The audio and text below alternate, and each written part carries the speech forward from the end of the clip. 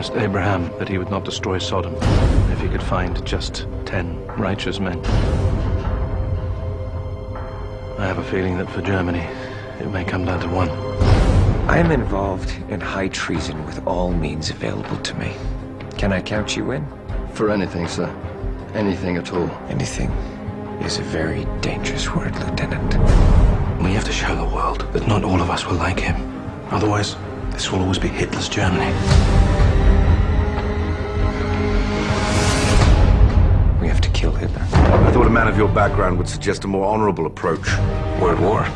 Action is inevitable, as are the consequences. It's not enough to kill Hitler. Why remove a madman just to have a lunatic take his place? We have to isolate his chain of command and cut them off from the outside world. The army swore an oath that won't just die with Hitler. Then find a way. Valkyrie, what are you suggesting? Operation Valkyrie is Hitler's contingency plan in a national emergency. Hitler's own reserve army, using Hitler's own plan, will think they're fighting for Hitler's government. The army will never know they're part of a coup. When the SS catch you, they will pull you apart like warm bread. This is going to happen. Only God can judge us now. He's learned it. I say do it. Let's begin. Initiate Operation Valkyrie. This is the most important day of your lives. God willing, we can save Europe from total destruction. You are under arrest for crimes against the state. We've been discovered. If you want to live through the night, you will do exactly as I say. If I fail, they'll come for you. They'll come for all of you. I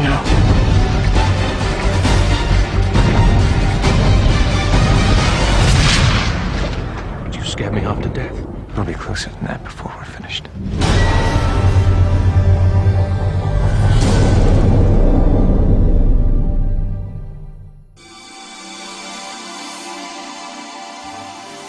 By staring at the cathode ray tube image, Crookes realized that spirits might somehow be invoked to arrange these particles into an image of the spirit world. In his memoirs, Sir William Crookes said that it might be possible for spirits to influence streams of tiny particles. Television, an invention which would eventually enslave and hypnotize the entire world, was inspired in part by research into the spirit world. Coded in media images are ideologies about how we think about the world, belief systems, constructions of reality, and we develop our notions of reality from the cultural mechanisms around us. And one of the most important cultural institutions that we have today is indeed the media.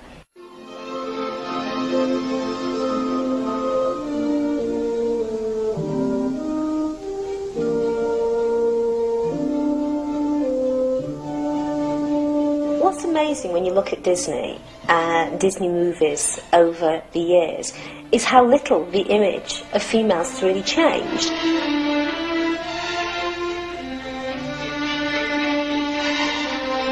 You still have the same highly sexualized female body with the big breasts, the tiny waists, the fluttering eyelashes, the coy expressions, the seductress.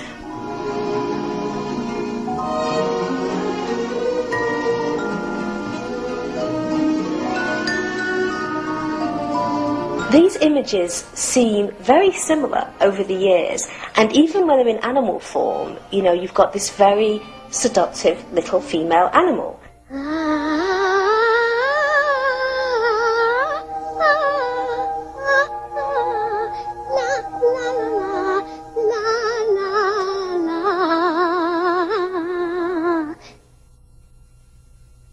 Hello?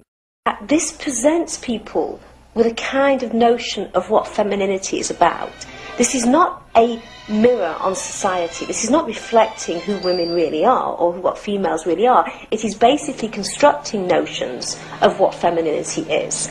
And these are not notions that necessarily Disney invented, but what they do with these notions is they caricature them They wrap them up in this Magic Kingdom wrapper and they sell them to children. And that's really the power of Disney.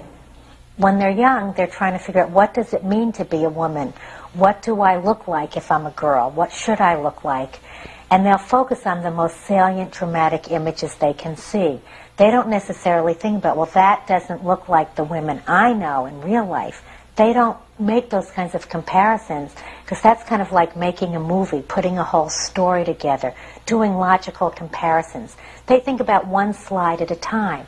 This is how it looks here. Gee, that's interesting. Maybe I want to look like that. Jasmine in the Aladdin film, in which there's a scene where she becomes a seductress to distract the person who's after Aladdin. I never realized how incredibly handsome you are. That's better. Now, Pussycat, tell me more about myself. Your beard is so twisted. This I find very dangerous, because you have, again, it gives young girls the idea that that is the way that you get what you want. You use your body. One of the themes seen repeatedly in Disney's movies is that however strong or powerful a female character may be, she still needs to be rescued by a male. In the world of Disney, females not only get into trouble easily, they also lack the ability to save their own lives. This is true even of Disney's films of the 80s and 90s.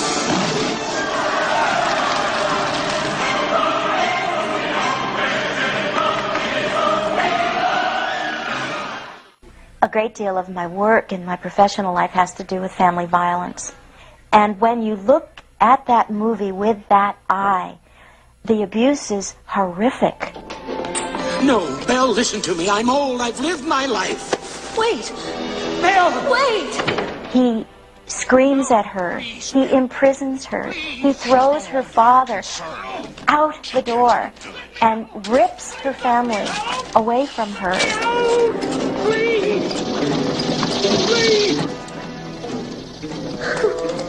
His behavior is, without question, frankly and horrifically abusive. There's something sweet and almost kind, but he was mean and he was coarse and unrefined, and now he's dear and so unsure.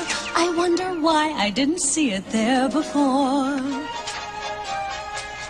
And this is a movie that is saying to our children, overlook the abuse, overlook the violence. There's a tender prince lurking within, and it's your job to kiss that prince and bring it out, or to kiss that beast and bring the prince out. That's a dangerous message. If that was my friend and I didn't go through this whole thing, I'd probably just say keep on being nice and sweet like you are, and that would probably change him. And in the movie it does. Well, I just can't believe my eyes. They ain't dead, is they? No, dead people don't snow. In Jungle Book, it's that same, you know, the jive and the hustle and the dance, and, you know, these gorillas that sound like, and orangutans that sound like black people who want to be like men but will never be men. The buffoon. I want to be a man cub, and stroll right into town and be just like the other men. I'm tired of walking around. Oh, ooby-doo. I want to be like you. I want to walk like you. Talk like you.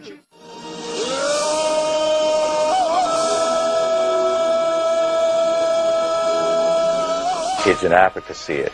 They see a white man in Africa who's superior, swinging from trees, and they see no Africans. And they see gorillas being the ones they relate to. What does that mean to an African child? Is it promoting white supremacy to these black African children who watch Tarzan in a movie theater in Africa? Of course it will. And it might be promoting it around the world. I never seen any black people in Disney's movie. I can't think of any Disney movies that have black people that are good or bad. When you produce a discourse as public as that, and you have that kind of power, the kind of power that allows you to distribute those messages to thousands, if not millions of children, then you have a responsibility.